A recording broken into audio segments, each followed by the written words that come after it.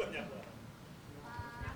maju lagi Pak, thrifting Pak, boleh tanya Pak kebijakan thrifting gimana Pak? Bisa apa? Kebijakan thrifting.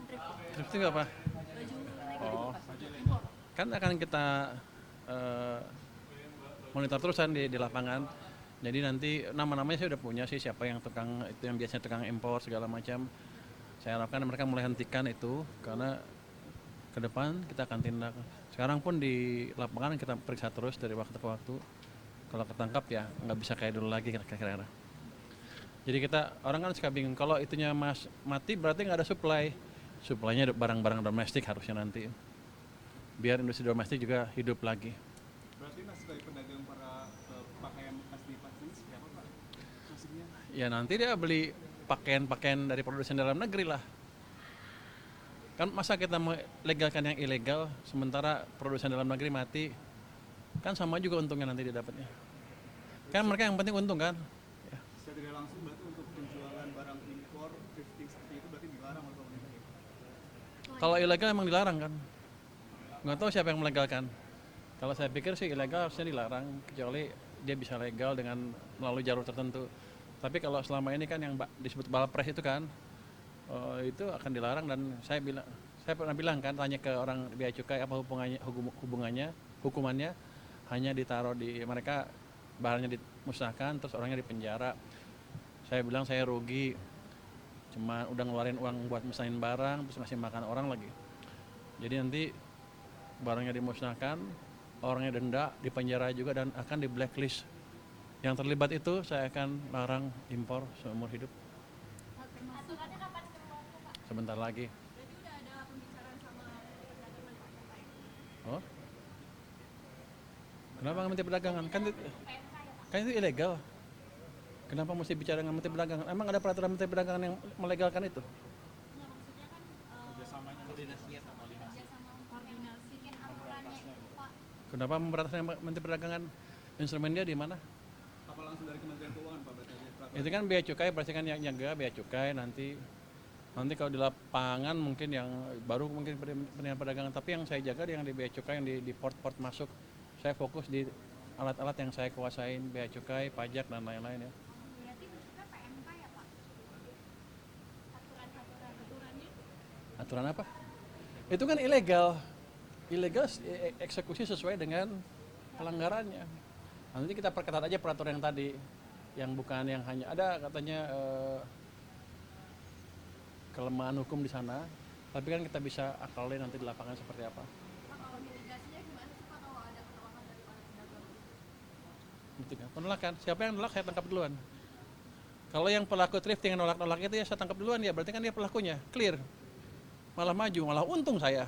Coba yang ini, dia kan ngaku bahwa saya pengimpor ilegal kan. Alhamdulillah. Pak, di pasar Senen kan juga banyak yang menjual pakaian bekas itu ya Pak. Termasuk itu juga Pak akan dibeli. Ya saya nggak akan raja ke pasarnya, saya cuma di pelabuhan aja. Ya, nanti otomatis kalau itunya kurang, kan suplainya kurang, dia juga kurang. Tapi nanti akan saya lihat seperti apa.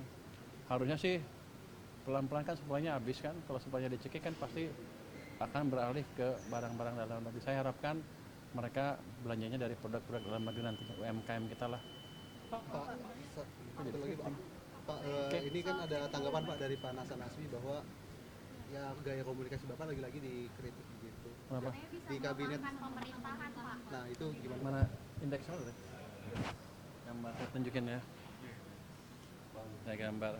Itu saya selalu pakai survei ke masyarakat. Apakah saya mengurangi kepercayaan masyarakat pemerintah apa tidak? Kalau dari angka kita yang terakhir, ini baru keluar angka bulan survei bulan Oktober nih, dari dulu dan anak saya, tapi sekarang surveinya dilakukan oleh LPS. Ini indeks kepercayaan masyarakat ke pemerintah. Kalau jatuh seperti ini keadaan buruk. Kalau sana bagus. Ini kemarin waktu bulan September, Agustus September itu turun terus, Juli Agustus September turun terus ke titik terendah sini. Inilah terjadi banyaknya demo.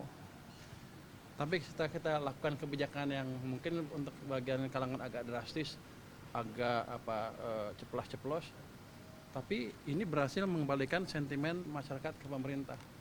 Justru ini levelnya sekarang udah level sama dengan ini. Jadi sudah stabil lagi. Jadi stabilitas pemerintahan amat baik di mata masyarakat. Kecuali di mata orang itu ya. Kenapa? Karena daya belinya juga membaik. Ini daya beli itu yang ini. Ini kita konsumen nih turun karena ekonomi buruk. Ketika ekonomi bagus ini ke sana naik lagi. Ini sama ini ada korelasinya. Ketika ekonomi buruk mereka nggak suka pemerintah.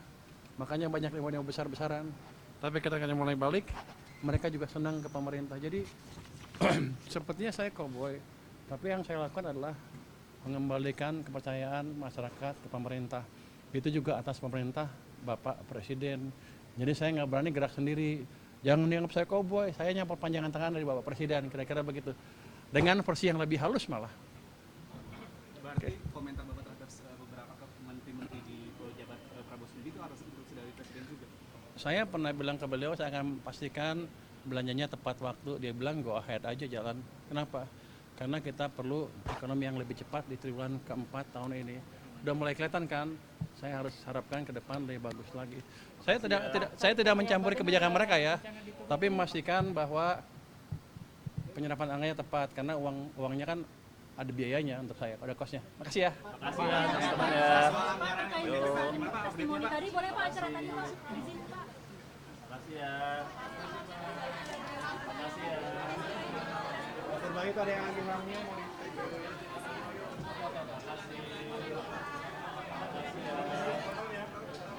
Yuk pindah yuk.